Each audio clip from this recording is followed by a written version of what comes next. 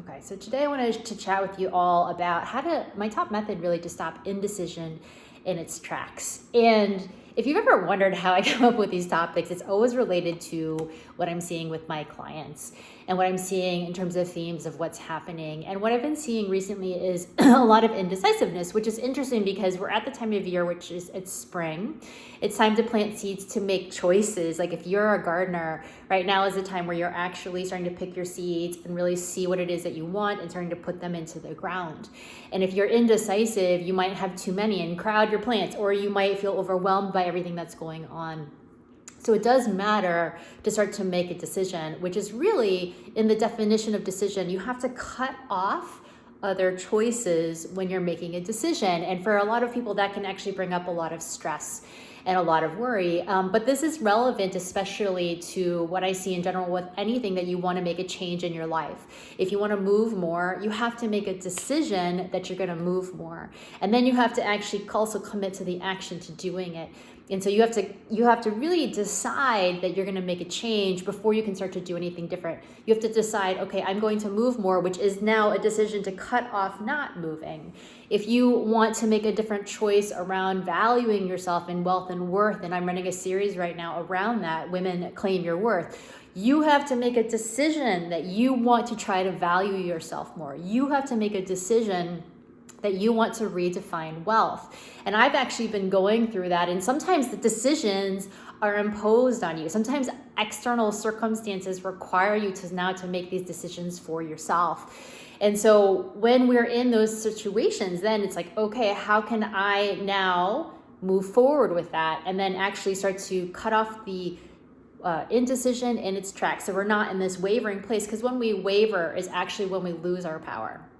When you're in doubt or worry or in this indecision, it's actually it's not a very powerful place to live from. And I'm sure you've experienced this, like you as a high achieving woman who has experienced what it's like to go through that. And so when we're constantly in that state of indecision, it's just I find it to be very debilitating.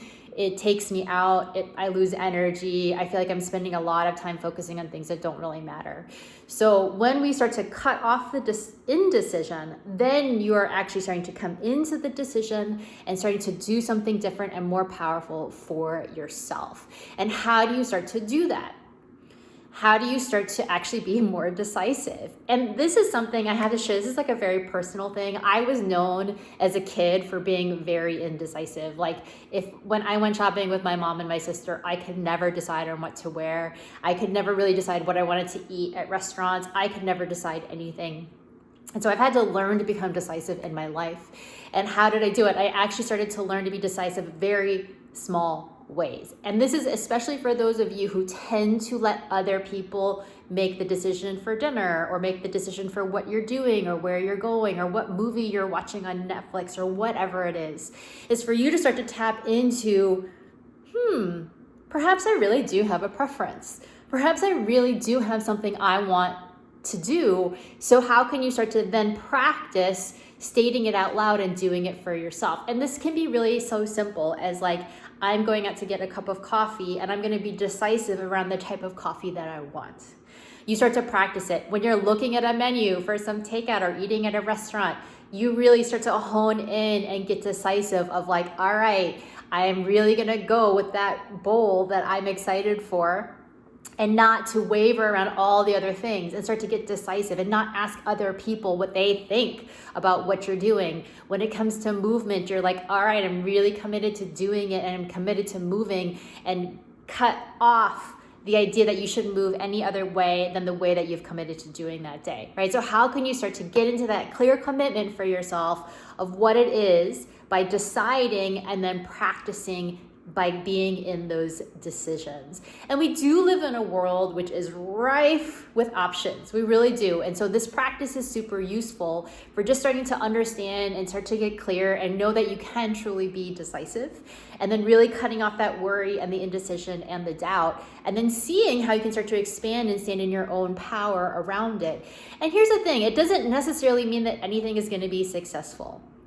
It really doesn't. And what happens though is that you can be decisive look at that decision, and then if it doesn't work out, then we learn to shift and pivot and change. And that brings us into a whole world of being much more resilient, much more able to handle the challenges that come up in life, and what it is that's going to shift and change, whether you want it to or not. So being decisive is actually quite a useful skill. And what we also want to pair it with is not to being attached. So we're decisive without being attached to outcome.